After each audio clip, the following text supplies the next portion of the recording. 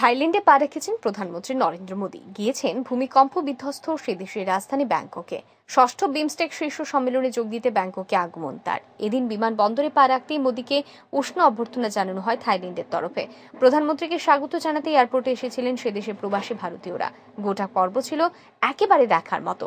পরবর্তীতে ব্যাংককে থাই রামায়ণ দেখেন মোদী। দুই দেশের দীর্ঘদিনের সুসম্পর্কের কথাও বারবার শোনা যায় মোদীর মুখে।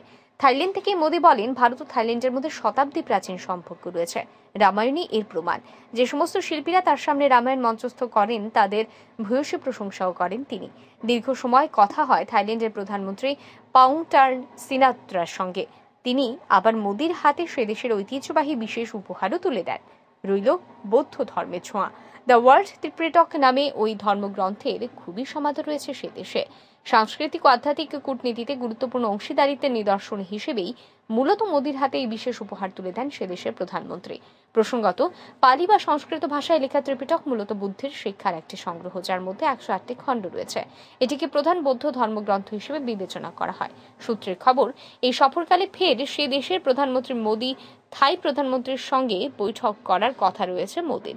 দুই দেশের মধ্যে বেশ কয়েকটি চুক্তিও হওয়ার কথা রয়েছে। ভারতের পাশাপাশি থাইল্যান্ড, বাংলাদেশ, শ্রীলঙ্কা, নেপাল, মায়ানমার এবং ভুটানের নেতারাও এই সামিটে অংশগ্রহণ করছেন। ব্যুরো রিপোর্ট, আর ই নিউজ।